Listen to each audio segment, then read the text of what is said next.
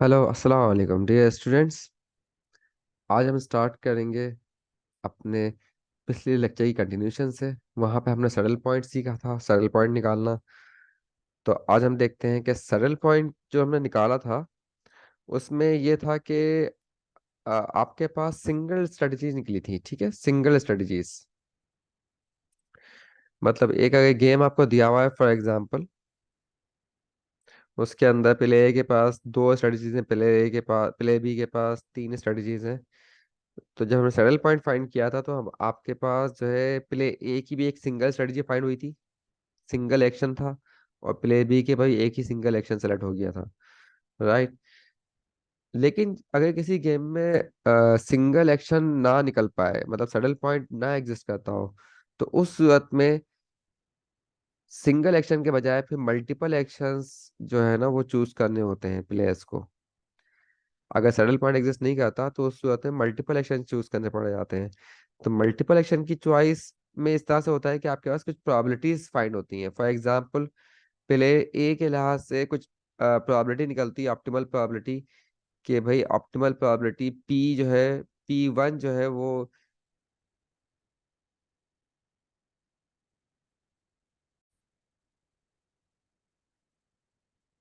हाँ बेटा, जैसे ये गेम है, इस गेम का अगर हम सैडल पॉइंट निकालने की कोशिश करें तो सैडल पॉइंट निकालने के लिए हम क्या करेंगे बेटा, रो वाइज हर रो का मिनिमम ले लेंगे। इस रो का मिनिमम क्या आ रहा है, -2। इस रो का मिनिमम कितना आ रहा है, 0। और कॉलम वाइज मैक्सिमा निकाल लेंगे। इसका मैक्सिमा आ रहा है 1, इसका मैक्सिमा 2, ये मैक्सिमा 2 आ गया। अच्छा, रो वाइज जो मिनिमम निकाले हैं वो उनमें से सबसे मैक्सिमम वैल्यू कौन सी आ रही है। ये रो वाइज हमने मिनिमम निकाले हैं, और मिनिमम में मैक्सिमम वैल्यू कौन सी आ रही है, ये आ रही है। तो ये कहलाएगा मैक्सी मिन, मैक्सिमम ऑफ मिनिमम्स। और कॉलम वाइज जो हमने मैक्सिमा निकाले हैं, ठीक है, उन मैक्सिमम में मिनिमम वैल्यू कौन सी आ रही है, ये आ रही है, ये कहलाएगा मिनी मैक्स। अब देखो, मैक्सिमिन और मिनी मैक्स आपस में इक्वल नहीं है यार। Maximin is not equals to mini max, right. तो इसका मतलब है कि इस गेम में सैडल पॉइंट नहीं है, there is no saddle point. It implies that there is no saddle point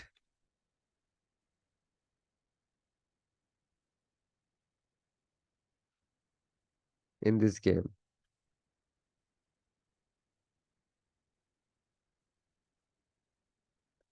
right. इस गेम में कोई सैडल पॉइंट मौजूद नहीं है।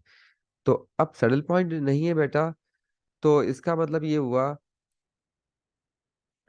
कि अब इसके अंदर सिंगल स्ट्रेटजी नहीं बन सकती। किसी भी प्लेयर के लिए कोई एक सिंगल एक्शन नहीं बना सकते हम कि ये एक्शन चूज कर ले प्लेयर ए और ये एक्शन प्ले चूज करे प्लेयर बी, तो उसके लिए बेस्ट रहेगा। यहाँ पे थोड़ी अनसर्टेनिटी सी हो गई है। अब यहाँ पे जो है प्रोबेबिलिस्टिक स्ट्रेटजी अपनानी पड़ेगी, ठीक है। इसका मतलब ये हुआ कि सिंगल एक्शन के सेलेक्ट करने के बजाय यहाँ पे कॉम्बिनेशन ऑफ एक्शन सेलेक्ट करने पड़ेंगे, प्लेयर ए के लिए भी और प्लेयर बी के लिए भी। तो कॉम्बिनेशन ऑफ एक्शंस क्या होते हैं, हम इसको प्रोबेबिलिस्टिक पॉइंट ऑफ व्यू से कंसिडर करेंगे। जैसे अब इसी गेम के अंदर मैं कहता हूँ, लेट्स सपोज प्लेयर ए जो है वो इस प्रोबेबिलिटी के साथ प्ले करता है। प्रोबेबिलिटीज की वैल्यू में दे देता हूँ यहाँ पर। यहाँ पर फॉर एग्जांपल ये हाफ प्रोबेबिलिटी इसको देता है, हाफ प्रोबेबिलिटी यहाँ देता है, यहाँ 0 प्रोबेबिलिटी देता है प्ले बी।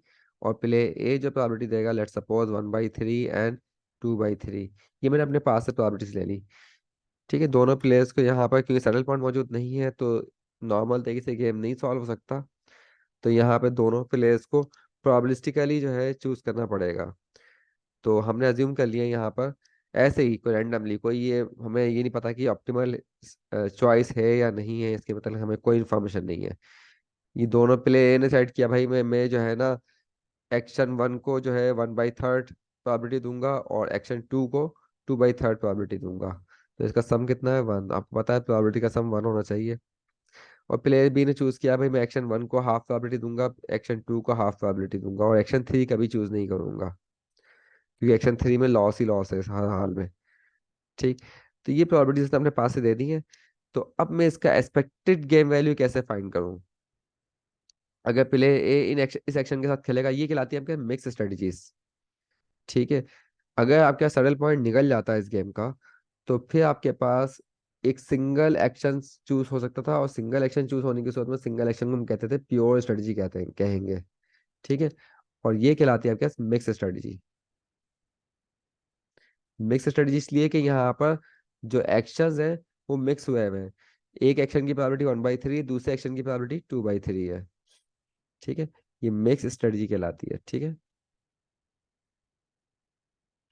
और ये भी क्या आपके पास मिक्स स्ट्रेटजी है।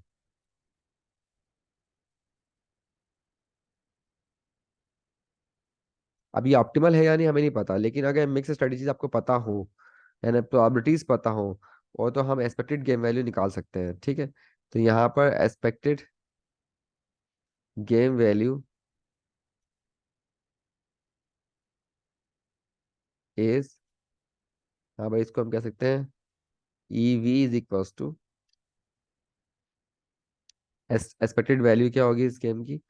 हम जो वैल्यू है आपके पास प्रॉफिट मिल रहा है, उसको उसके एक्सपेक्टेड प्रोबेबिलिटीज से मल्टीप्लाई कर देंगे। 1 इंटू, ये 1 जो है 1/3 से मल्टीप्लाई होगा, और यहाँ पे 1/2 से। ठीक है। प्लस, फिर अगला क्या एलिमेंट है, -1, ये मल्टीप्लाई करेंगे 1/3 से,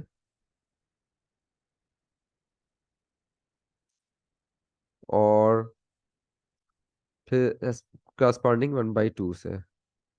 प्लस, फिर अगला एलिमेंट है 2, ये मल्टीप्लाई होगा 1/3 से, और इसे करस्पॉन्डिंग नया एलिमेंट कितना, 0।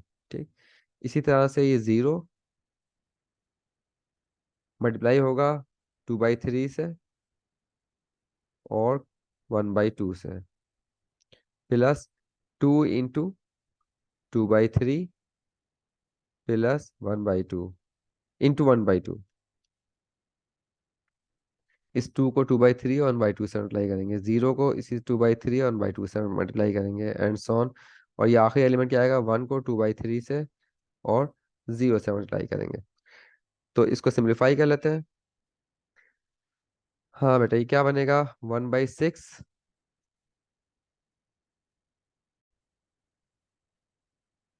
और ये बन जाएगा आपके पास 2/3। तो ये एक्सपेक्टेड गेम वैल्यू क्या आई आपके पास, 2/3 आई। मीन्स कि इन एक्शन, इन प्रोबेबिलिटी के साथ अगर दोनों प्लेयर गेम खेलते हैं, तो उस सूरत में इस गेम का जो प्रॉफिट होगा वो 2/3 होगा। मीन्स कि प्लेयर ए फायदे में रहेगा। इसमें प्लेयर ने 1/3 और 2/3 प्रोबेबिलिटी रखी है, तो ये गेम अगर प्लेयर किसको फेवर कर जाएगा, प्लेयर ए को फेवर कर जाएगा इन इस स्ट्रेटजी के साथ। लेकिन अगर स्ट्रेटजी चेंज करते हैं दोनों प्लेयर्स, या कोई एक प्लेयर प्लेयर भी अपनी स्ट्रेटजी चेंज कर देगा, तो हो सकता है फिर प्रॉफिट कम हो जाए, 2/3 से कम हो जाए। ये 2/3 प्रॉफिट का मतलब क्या निकलता है, कि बेटा 3 दफा अगर गेम प्ले करते हैं, तो 3 दफा प्ले करने के बाद प्ले ए को जो है एक्सपेक्टेड ये है कि $2 का प्रॉफिट हो जाएगा ओवरऑल, 3 गेम्स के बाद, हर 3 गेम्स के बाद $2 का प्रॉफिट होगा, अगर ये एक्शन इन प्रोबेबिलिटी के साथ खेला जाए तो। और प्रोबेबिलिटी भी चेंज कर देंगे तो फिर डिफरेंट हो जाएगा प्रॉफिट। तो इस तरह से हम एक्सपेक्टेड प्रॉफिट निकाल सकते हैं अगर हमें प्रोबेबिलिटीज पता हो तो। लेकिन अगर प्रोबेबिलिटीज हम कैसे फाइंड करें, अब सवाल ही पता होता है। ठीक। प्रोबेबिलिटीज कैसे निकाली जाए, ऑप्टिमल प्रोबेबिलिटी कैसे निकाली जाए? तो ये जो प्रोबेबिलिटीज हैं बेटा, 1/3 2/3 ऑप्टिमल नहीं है। ऑप्टिमल का हमें कंफर्म नहीं पता, ये तो मैंने रैंडमली ऐसे ही चूज कर लिया है। आप प्रोबेबिलिटी चेंज करके भी प्ले कर सकते हैं। तो अगर खाली प्रोबेबिलिटीज चूज करके करना है, तो प्ले बी जो है अपनी प्रोबेबिलिटीज चेंज करके बार बार ट्राई कर सकता है डिफरेंट कॉम्बिनेशंस। मतलब ये 1/2 1/2 रखा है, अगली बार 1/3 1/3 1/3 रख कर ट्राई कर ले, या कोई और एक्शन ले ले पॉसिबल, और फिर मुख्तलिफ ट्राई करता रहे, अटेम्प्ट करता रहे, तो उसको डिफरेंट प्रॉफिट्स मिलते रहेंगे, तो उनमें से बेस्ट अपना एक्शन चूज कर ले। ठीक है। लेकिन उस वक्त प्लेयर ए भी अपनी ऑप्टिमल अपनी स्ट्रेटजी चेंज कर सकता है। तो अब हमारा काम क्या है, हम ये प्रोबेबिलिटीज फाइंड करना चाह रहे हैं कि ऑप्टिमल प्रोबेबिलिटीज क्या होंगी। प्लेयर ए को ऑप्टिमल प्रोबेबिलिटीज क्या यूज करनी चाहिए, प्लेयर बी को ऑप्टिमल प्रोबेबिलिटीज क्या यूज करनी चाहिए, कि उस सूरत में दोनों के रेस्पेक्टिव प्रॉफिट्स क्या हो, अपने मैक्सिमम लोकेशन पे आ जाए। ठीक। तो ये हमें करना है। तो ये गेम है दिया हुआ है बेटा, इस गेम को हम सॉल्व करते हैं।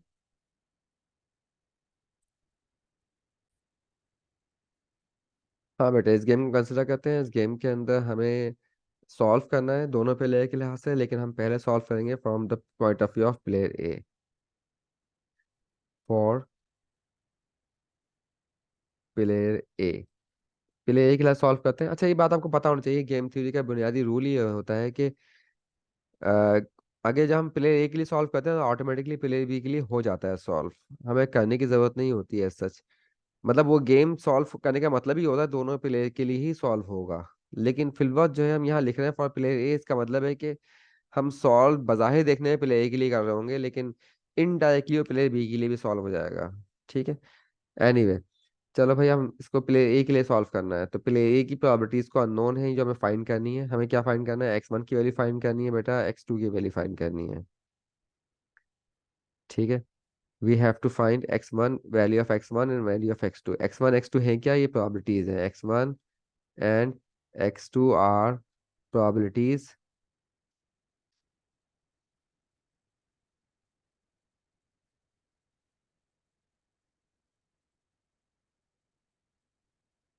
ठीक है। For action 1 and action 2। ठीक है, एक्शन 1 और एक्शन 2 की प्रोबेबिलिटीज है। चलो, अब इसके अंदर x1 x2 रख लिया हमने। अब हम यहाँ पे प्लेयर बी, क्योंकि आपके पास, हमको पता है कि वह प्लेयर बी रैशनल प्लेयर है, वो अपनी एक्शंस कुछ भी ले सकता है। 1 भी चूज कर सकता है, 2 भी चूज कर सकता है, 3 भी चूज कर सकता है। तो हमें दो हमें इसमें क्या करना है कि प्लेयर बी की लिहाज से मुतालिक अज्यूम करना है कि अगर फॉर एग्जांपल एक्शन 1 चूज करे प्लेयर बी। ठीक है, let player B opt action 1। Action 1 choose करता है, तो उस सूरत में एक्सपेक्टेड प्रॉफिट कितना होगा? ईवी किसके बराबर होगा? हाँ भाई, अगर एक्शन 1 चूज करता है, इसका मतलब है एक्शन 1 की प्रोबेबिलिटी उसने 1 कर दी है, बाकी दोनों की प्रोबेबिलिटी क्या कर दी उसने? 0 कर दी। तो बेटा, इसकी गेम वैल्यू निकालें आप। एक्सपेक्टेड वैल्यू कितनी निकलेगी? 1 को आप 1 से मल्टीप्लाई करेंगे और 1 को यहाँ पे x1 से मल्टीप्लाई करेंगे। यहाँ पे क्या बनेगा आपके पास? x1। फिर उसके बाद -1 को 0 से करेंगे और -1 को x1 से करेंगे, तो क्या आ जाएगा? +0। बाकी आपके सारे एक्शंस आपके सीधा से बन जाएंगे। 2 को 0 से करेंगे और ये भी 0 आ जाएगा। तो हमने क्या किया, पहली रो को इसे क्रॉसपॉन्डिंग प्रोबेबिलिटीज से मल्टीप्लाई करके सम कर दिया, प्लस फिर दूसरी रो में भी ऐसे ही करेंगे। इस 0 को 1 से मल्टीप्लाई करेंगे और फिर 0 को x2 से करेंगे, तो क्या बन जाएगा बेटा आपके पास? 0। ठीक है। प्लस यहाँ पे आपके पास 2 को 0 से किया है, 2 को x2 से किया, ये भी 0 आ गया, +0। तो इस तरह के आपके पास आ गई। तो ये एक्सपेक्टेड वैल्यू क्या आई बेटा आपके पास? x1 +0 x2 लिख लें, ताकि हमें x2 की जगह ही पता लगे x2 का 0 आ रहा है। राइट। इसको हम कहते हैं इक्वेशन नंबर 1।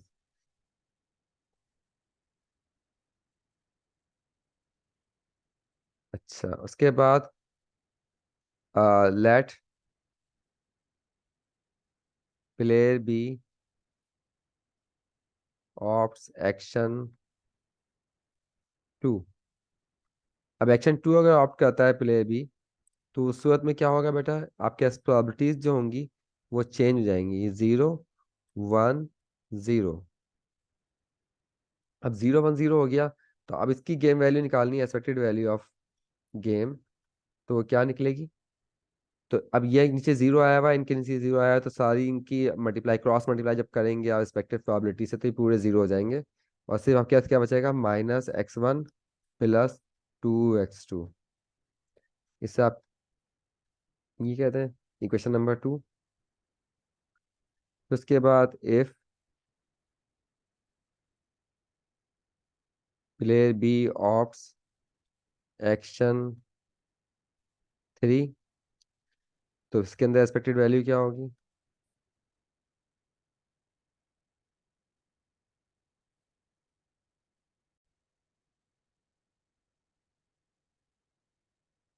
हाँ बेटा, इसके अंदर अगर प्लेयर बी जो है वो एक्शन 3 को ऑप्ट करता है, तो इसका मतलब ये हुआ कि इसकी प्रोबेबिलिटीज जो है यहाँ पर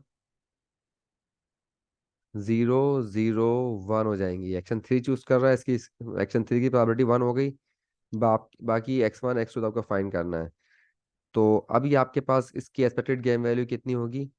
2x1 प्लस X2। ठीक है, ये क्वेश्चन नंबर 3 आ गई। 2x1 प्लस X2, क्योंकि नीचे 1 लिखा हुआ है तो ये 1 को क्रॉस मल्टीप्लाई करेंगे तो कोई फर्क ही नहीं पड़ेगा, जबकि बाकी सारी चीज़ें जीरो जाएंगी, जीरो से मल्टीप्लाई होने की वजह से। ये आपके पास तीन पॉसिबल गेम वैल्यूज आ गई, एक्सपेक्टेड गेम वैल्यूज। अब हमें क्या करना है, क्या है, ग्राफिकली इनको प्लॉट करना है। तो इसका ग्राफ जो होगा किस तरह से बनेगा बेटा?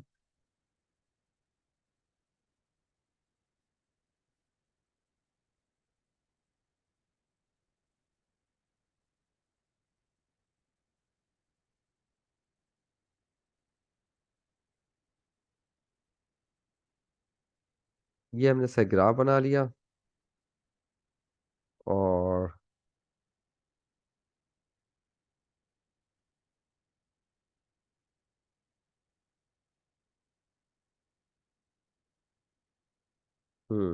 अब बेटा, अब करना ये है कि इन लाइन पहली लाइन को प्लॉट करना है। अब पहली लाइन के अंदर आपके पास X1 X2, और ये असल में जो प्लॉटिंग करनी है, हमें यहाँ वर्टिकल एक्सिस पे V को रखना है, एक्सपेक्टेड वैल्यू ऑफ V। और हॉरिजॉन्टल एक्सिस पे अब आपकी मर्जी है, आप X1 को रखना चाहते हैं, X2 को रखना चाहते हैं। एक वेरिएबल आ सकता है बस। तो अब मसला ये पड़ रहा है कि यहाँ पर इक्वेशन नंबर 1 को छोड़ के बाकी सारी इक्वेशंस के अंदर दो दो वेरिएबल्स हैं। मतलब दो वेरिएबल ये हैं और तीसरा वेरिएबल ये V मौजूद है, तो मतलब टोटल तीन तीन वेरिएबल हो गए हैं। तो इनको प्लॉट करने के लिए आपको पता है कि X1 X2 क्या है, प्रोबेबिलिटीज हैं। तो इसका मतलब है कि X1 बराबर होता है X1 प्लस X2 का सम किसके बराबर होगा? 1 के बराबर होगा। और इसका मतलब क्या है कि X1 की वैल्यू आ जाएगी 1 - X2। तो अगर इन इक्वेशंस के अंदर मैं X1 की जगह 1 - X2 रिप्लेस कर दूं, तब ये इक्वेशंस बड़ी आसानी के साथ प्लॉट हो सकती है। तो हम पहले ये काम करते हैं कि इसके अंदर X1 की जगह 1 - X2 रख देते हैं, प्लस 0 X2। इसे इक्वेशन नंबर 1 कर देंगे। ये बन जाएगा आपके पास -1 - X2 plus 2X2। Equation number 2 हो गई। और ये क्या आएगा? 2 × 1 - X2 प्लस X2। और ये क्वेश्चन नंबर 3 हो गई। अब बेटा इन इक्वेशंस को प्लॉट करना है। तो इक्वेशंस की प्लॉटिंग के लिए हम X2 की वैल्यूज, ये X2 के एक्सेस लिया है मैंने, और ये ऊपर वर्टिकल एक्सेस को EV के एक्सेस ले लिया। अच्छा, अब इसके अंदर ये X2 क्या है, प्रोबेबिलिटी है। तो प्रोबेबिलिटी होने का मतलब इसका कि इसकी मिनिमम वैल्यू क्या होगी बेटा? 0 होगी। और हाईएस्ट वैल्यू क्या हो सकती है बेटा प्रोबेबिलिटी की? आपको पता है 1। प्रोबेबिलिटी जो है 0 और 1 के दरमियान लाई कर रही होती है। तो इसका ग्राफ भी हम 0 और 1 के दरमियान ही बनाएंगे। अच्छा, अगर मैं इसके अंदर इक्वेशन नंबर 1 को प्लॉट करना है, तो इसमें X2 की वैल्यू सब्स्टिट्यूट करनी है मुझे अपने पास। तो अब क्या वैल्यू सब्स्टिट्यूट करूँ? अगर मैं X2 की वैल्यू 0 रखता हूँ, X2 की जगह पे 0 रख दूंगा, तो EV की वैल्यू कितनी आएगी बेटा? जब इसमें X2 की वैल्यू 0 रखूंगा, तो खाली EV की जगह क्या बचेगा आपके पास? 1 बचेगा। तो 0 रखने पे इसकी वैल्यू कितनी आ गई? 1। ये पॉइंट आ गया। ठीक है। उसके बाद अगर मैं X2 की जगह 1 रखता हूँ, तो ये 0 हो जाएगा और यहाँ 1 बचेगा, और EV की वैल्यू कितनी आ जाएगी? 0 आ जाएगी। तो 1 रखने पे EV की वैल्यू कितनी आ रही है बेटा? 0 आ रही है। अच्छा, उसके भाई दो पॉइंट आ गए, इन दो पॉइंट्स को ज्वाइन कर दो, तो ये आपके पास पहली लाइन आ जाएगी।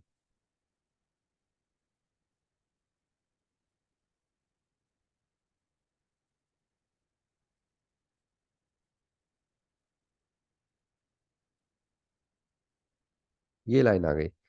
ये कौन सी लाइन आ गई? 1। 1 को हमने प्लॉट कर लिया बेटा। अब 2 को प्लॉट करना है। तो 2 को प्लॉट करने के लिए अब यहाँ इक्वेशन नंबर 2 के अंदर X2 की वैल्यू रखो। इसमें अगर 0 रखता हूँ X2 की जगह, तो ये 0 रखने पे ये आपके पास 1 - 0 1 बचेगा, और ये -1, और ये क्या हो जाएगा? 0 हो जाएगा। तो ईवी की वैल्यू कितनी आएगी बेटा, -1 आएगी। तो इसका मतलब है ग्राफ हमारा नीचे भी आएगा, थोड़ा सा नेगेटिव में आ सकता है। तो नेगेटिव एक्सिस भी हम ले लेंगे इसके अंदर।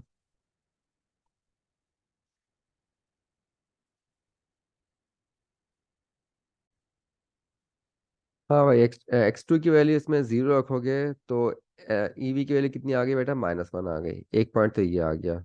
और फिर एक्स टू की वैल्यू इसमें 1 रखोगे तो ये 0 हो जाएगा फैक्टर, यहाँ 1 रखेंगे तो ये 2 आ जाएगा, ईवी की वैल्यू कितनी आ जाएगी बेटा, 2 आ जाएगी। इनको ज्वाइन कर दो। ये कौन सी लाइन आ गई आपके पास, सेकेंड नंबर। अच्छा, उसके बाद थर्ड नंबर लाइन जो है इसे प्लॉट करना है। तो इसमें एक्स टू की वैल्यू अपने पास सब्स्टिट्यूट करनी है, तो 0 सब्स्टिट्यूट करना है, इसमें 0 सब्स्टिट्यूट करोगे तो ये आ जाएगा आपके पास 1, और ये बन जाएगा 0। तो ये 2 आ जाएगी वैल्यू। ठीक है। और उसके बाद अगर इसमें 1 सब्स्टिट्यूट करूंगा तो ये खत्म हो जाएगा, और यहाँ पे एक्स टू की वैल्यू कोफिशिएंट 1 बचेगा। तो ये अब आपके पास आ गया। इसको ज्वाइन कर दें।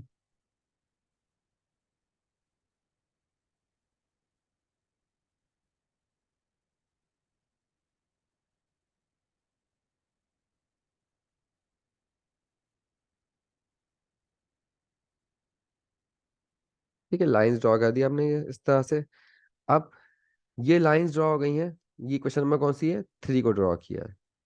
अब हमें प्लेयर ए के एस्पेक्ट से सॉल्व करना है। तो प्लेयर ए के एस्पेक्ट से सॉल्व कर रहे हैं ना बेटा, from the point of view of player A. Player ए का स्लोगन क्या होता है, प्लेयर ए का पॉइंट ऑफ व्यू क्या है। प्लेयर ए चाहता है, player A wants to maximize his minimum possible profit, minimum possible profits. अब ये आपके पास जो लाइंस हैं, ये वर्टिकल लाइन ये प्ले ए के प्रॉफिट्स को शो कर रही है, ठीक है, एक्सपेक्टेड प्रॉफिट को। तो अब यहाँ पे आप देख सकते हैं कि अगर एक्स टू की वैल्यू 0 चूज की जाती है, प्ले ए अगर एक्स टू की वैल्यू 0 रखेगा, तो उसके 3 पॉसिबल पे ऑफ्स हैं।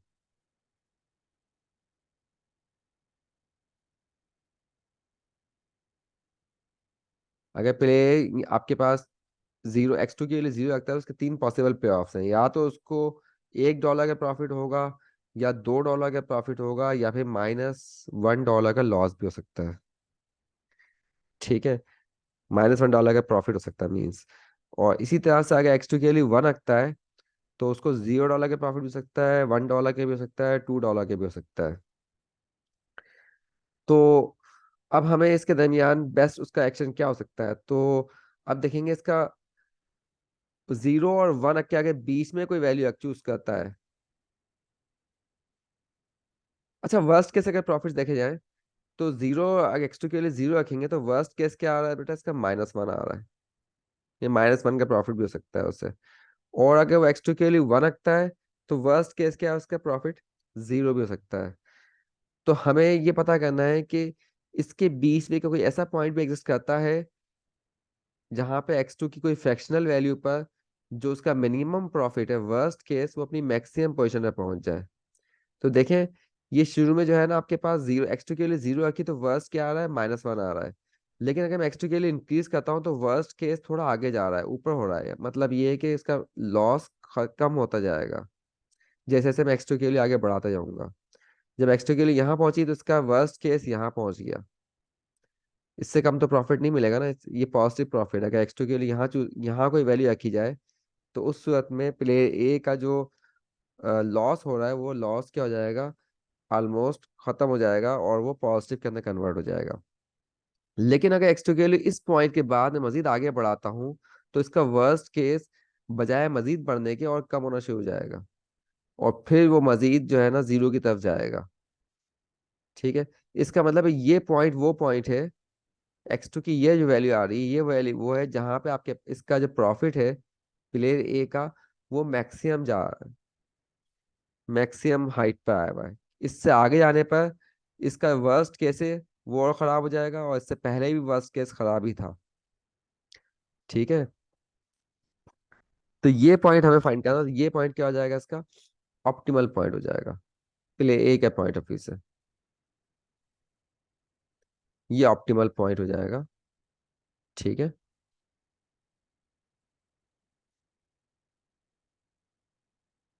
Optimal point. और ये किसके एस्पेक्ट से सॉल्व किया बेटा हमने, प्लेन ए के एस्पेक्ट से सॉल्व किया है। अब इस पॉइंट को निकालने के लिए क्या, ये पॉइंट कैसे निकलेगा, इस पॉइंट की लोकेशन कैसे फाइंड कर सकता हूँ।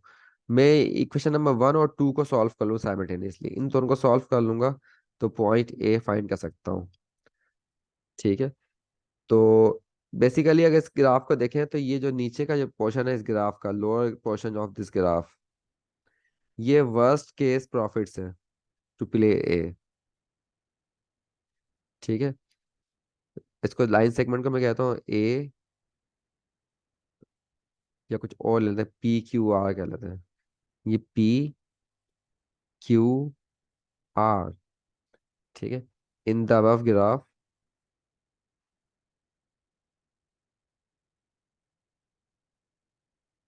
The line segment P Q R represents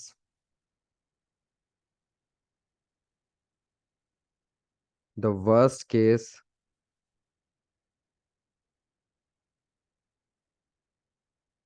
profits of या पे offs to player A.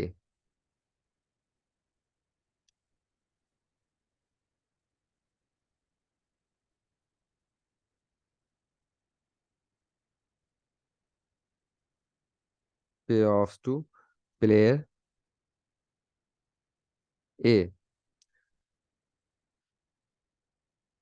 And we can easily say that, we can see that Q is the highest point in all worst cases.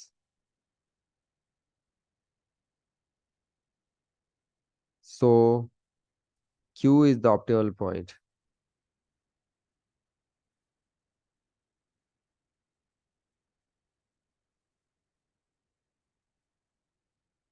So Q is the optimal point. और Q को निकालने के लिए क्या करेंगे, to find the value of Q, हम Q के लिए सॉल्व करने के लिए क्वेश्चन नंबर 1 2 को साइमल्टेनियस सॉल्व कर सकते हैं। ठीक। To find value of Q we can solve equation 1 and 2 simultaneously।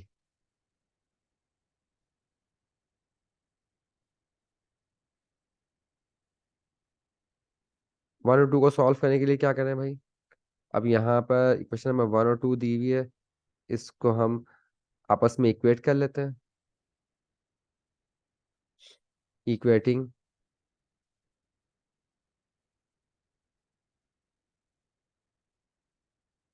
Equation 1 and 2। हाँ भाई, अब यहाँ पर 1 और 2 को मैं लिख लेता हूँ।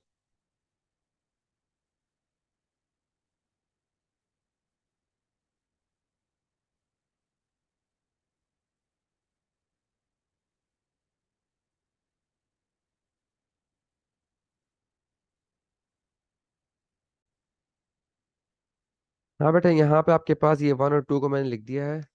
और अब इन दोनों को सॉल्व करें साइमल्टेनियसली, साइमल्टेनियस करने के लिए दोनों को इक्वेट कर लेते हैं।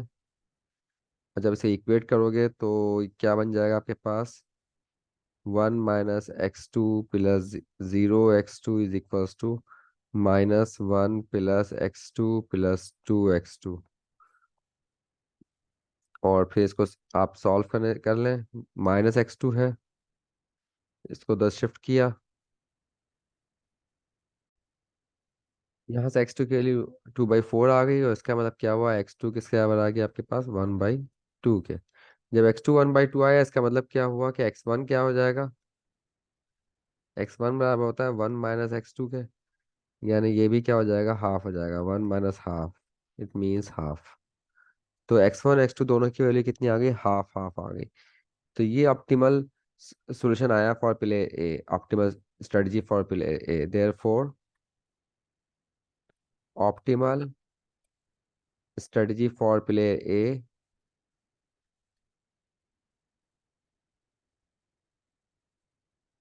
इज x1 = ½ एंड x2 = ½ मतलब दोनों एक्शंस को इक्वली लाइकली ले, वो दोनों के लिए हाफ ऑफ प्रोबेबिलिटीज ले ले। लेकिन उसकी उसकी गेम वैल्यू कितनी होगी, एक्सपेक्टेड गेम वैल्यू, वो निकालने के लिए हम क्या करते हैं, x2 की वैल्यू उठा के किसी भी एक इक्वेशन में, लेकिन इन दो इक्वेशन को जिनको आपने साइमल्टेनियस सॉल्व किया था, उनमें से किसी भी इक्वेशन में आप प्लेस कर दें तो आपको एक्सपेक्टेड गेम वैल्यू आ जाएगी। तो फर्स्ट इक्वेशन में प्लेस कर देते हैं इसे। वन इक्वेशन नंबर क्या बन जाएगी आपके पास, एक्सपेक्टेड वैल्यू, अगर एक्स की का हाफ रखोगे तो ये आएगा आपके पास 1 - ½ -0 × ½ और ये क्या बन जाएगा आपके पास, हाफ। तो एक्सपेक्टेड वैल्यू कितनी आई, हाफ। तो मतलब ये है कि अगर ये आपके पास प्लेयर ए दोनों एक्शंस के लिए हाफ ऑफ प्रोबेबिलिटी लेता है, तो इसको एक्सपेक्टेड ये है कि वर्स्ट केस में भी अगर प्लेयर बी कितने अच्छा खेल रहे, कितना ही बेस्ट एक्शन चूज करे, प्लेयर ए को हाफ तो प्रॉफिट होगा हर गेम के बाद, हर गेम के बाद उसे $1/2 का प्रॉफिट होगा। मतलब 2 टाइम गेम प्ले करने के बाद उसको ओवरऑल कम्युलेटिव $1 का एक्सपेक्टेड है कि प्रॉफिट हो जाएगा। तो ये हमने ऑप्टिमल सोल्यूशन निकाल दिया फॉर प्लेयर ए। लेकिन ये गेम ऑटोमेटिकली असल में प्लेयर बी के लिए अभी सॉल्व हो चुका है, क्योंकि एक प्लेयर के लिए कभी भी कोई गेम सॉल्व नहीं होता गेम थ्योरी में, ठीक है ना। गेम्स के अंदर, मैथमेटिकल गेम थ्योरी के अंदर हमेशा दोनों प्लेयर के लिहाज से गेम सॉल्व होता है। लेकिन यहाँ पे हमें प्लेयर बी का नजर नहीं आया सोल्यूशन, y1 y2 y3 की वैल्यूज नजर नहीं आई है, लेकिन हम निकाल सकते हैं बड़ी आसानी के साथ। अब यहाँ पे हमें सॉल्व किसके लिए करना है, प्लेयर ए के लिए सब सॉल्व कर लिया, अब हमें प्लेयर बी के लिए सॉल्व करना है इस गेम को दोबारा से। ठीक। तो अब प्लेयर बी के लिए सॉल्व करना है, तो फिर इसकी प्लेयर बी की हेडिंग डालते हैं, 9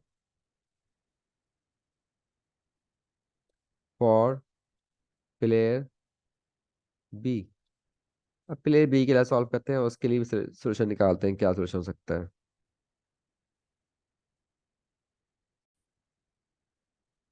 हाँ बेटा, वही गेम दोबारा आ गया, हमें प्लेयर बी के लिए सॉल्व करना है। तो प्लेयर बी के लिए सॉल्व करने के लिए हम प्लेयर बी की प्रॉपर्टीज को हम ले लेते हैं यहाँ पे, y1 y2 एंड y3। तीनों एक्शंस के लिए मैंने प्रॉपर्टीज ले ली, y1 y2 y3। अच्छा, अब आपको पता है कि इसके अंदर इनका तीनों का सम क्या होना चाहिए, 1 होना चाहिए ऑफ कोर्स। अच्छा, अब यहाँ पर प्लेयर बी के लिहाज से, अब हम प्लॉट तो नहीं कर सकते, इसको ड्रॉ नहीं कर सकते, क्योंकि प्लेयर बी के 3 वेरिएबल्स आ गए ना, तो इसका ग्राफ नहीं ड्रॉ हो सकता। अगर दो एक्शंस होते से प्लेयर ए के पास दो एक्शंस है तो वो तो हम ड्रॉ कर सकते थे ग्राफिकली, लेकिन यहाँ 3 एक्शंस आ गए तो इसको ड्रॉ नहीं कर सकते। तो यहाँ हम थोड़ी टेक्निक यूज करेंगे, ये देखेंगे कि प्लेयर ए के जो आप ग्राफ था उसके अंदर ऑप्टिमल सॉल्यूशन कौन सी लाइन से मौजूद था। तो प्लेयर ए की जो ऑप्टिमल सॉल्यूशन निकला था वो कौन सी 2 लाइंस में निकला था, जो वर्स्ट केसेस हम लाइंस थी कौन सी थी इसके अंदर, line number 2 and line number 1। ये वर्स्ट केस लाइंस थी 1 एंड 2 की, और उसका हमने सोल्यूशन निकाला था। तो इसका मतलब है कि इधर जो प्ले बी के लिहाज से जो ऑप्टिमल सॉल्यूशन है वो y3 पर एग्जिस्ट नहीं करेगा। मतलब ये कि y3 की वैल्यू हम सपोज कर सकते हैं इसके अंदर 0, क्योंकि ऑप्टिमल सॉल्यूशन जो है लाइन 1 और 2 इन दोनों पे लाई कर रहा है, लाइन नंबर 3 पे लाई नहीं कर रहा। तो ग्राफ देख के हम यहाँ से प्ले बी की स्ट्रेटजी को रिमूव करवा सकते हैं। तो यहाँ देखो लाइन नंबर 3 जो है वो बिल्कुल ऊपर से जा रही है, उसका ऑप्टिमल सॉल्यूशन से कोई सरोकार है ही नहीं। वर्स्ट केस केसेस के जो सॉल्यूशंस है उनमें नहीं आ रहा, वर्स्ट केस जो आ रहा है लाइन नंबर 1 और 2 पे आ रहा है। तो लाइन 1 और 2 को साइमल्टेनियस सॉल्व किए गए, हमने निकाला ऑप्टिमल सॉल्यूशन। तो इसका मतलब ये हुआ कि इसके अंदर कॉलम नंबर 1 और 2 रहेंगे, कॉलम नंबर 3 को हम एलिमिनेट कर सकते हैं y3 की वैल्यू 0 प्लेस करके। तो इसको हम एलिमिनेट कर देंगे, तो आपके पास रिजल्टेंट क्या बन जाएगा बेटा, दूसरा मैट्रिक्स बनेगा और ये आएगा 1 - 1 0 2 1 2 1 2। और y3 की वैल्यू क्या हो गई बेटा, 0 हो गई है। तो इस गेम को हमने रिड्यूस कर लिया है, 2x2 का गेम बन गया। राइट। अब 2x2 का गेम जब बन गया है तो अब इसको इसके अंदर इसकी गेम वैल्यू निकालते हैं, एक्सपेक्टेड वैल्यू। एक्सपेक्टेड वैल्यू निकालें, लेकिन इसके अंदर हम क्या अज्यूम करेंगे, इसमें प्लेयर ए के लिहाज से इसमें y1 है और ये y2 जो हमें फाइंड करना है। अब यहाँ पर x1 और x2 की वैल्यू अपने पास से फिक्स करेंगे कि प्ले ए क्या चूज कर रहा है। जैसे हमने वहां पे प्ले बी के लिहाज से किया था, यहाँ वही काम प्ले ए के लिहाज से करेंगे। तो अब क्या अज्यूम करते हैं इसके अंदर,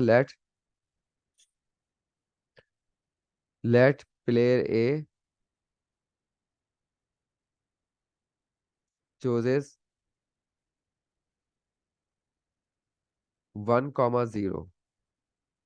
अब प्लेयर ए अगर 1, 0 चूज करता है, एक्शन 1 चूज करता है, तो उस सूरत में कितना पे ऑफ होगा, एक्सपेक्टेड वैल्यू क्या होगी गेम की।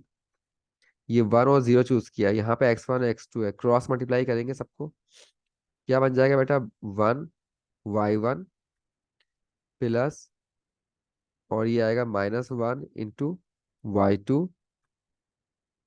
और बाकी सब क्या हो जाएंगे, 0 के सब 0 हो चुकेंगे। ठीक है।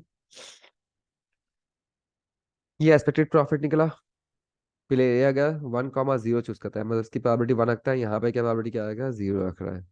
और अगर ये आपके पास रिवर्स दूसरी प्रोबेबिलिटी चूज कर लेता है, 1 और 0 चूज करता है, तो उस सूरत में, सॉरी 0 और 1 चूज करता है, तो उस सूरत में इफ प्लेयर ए चूजेस 0, 1, तो expected value of game become क्या बन जाएगा, 0 y1 प्लस 2 y2। ये आ गया। अब हमें दोनों का साइमल्टेनियस सॉल्व करके निकाल सकता हूँ इसकी गेम वैल्यू, लेकिन जो है ऐसा जिसकी खास जरूरत नहीं है, क्योंकि इसकी वजह यह है कि आपके पास ऑलरेडी आपको एक्सपेक्टेड वैल्यू ऑफ गेम पता है हाफ।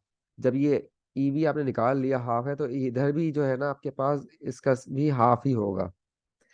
तो ये ईवी की वैल्यू हाफ किसी भी इक्वेशन में पुट कर दें, इसमें इक्वेशन नंबर 4 या 5, किसी भी इक्वेशन में आप प्लेस कर दें, और यहाँ से फिर ईवी की वैल्यू प्लेस करके y1 और y2 की वैल्यू निकाल सकते हैं। फॉर एग्जाम्पल इक्वेशन नंबर 4 में रखता हूँ, तो ये बन जाएगा हाफ, और 1 सॉरी ये बन जाएगा 1 y1 माइनस, और ये y2 की 1 - y1 कर दिया मैंने। अब यहाँ से y1 की वैल्यू निकाल लो, तो ये बन जाएगा 2 y1, और ये -1 उधर शिफ्ट हो गया, तो ये बन जाएगा हाफ प्लस 1।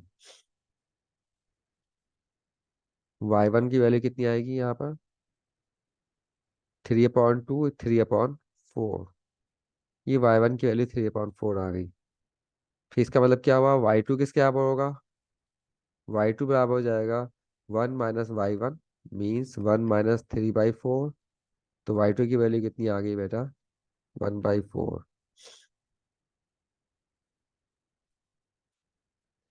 ये दोनों वैल्यूज आ गई। y3 तो ऑलरेडी हमने 0 अज्यूम किया हुआ था। तो therefore optimal strategy, optimal solution for, optimal strategy for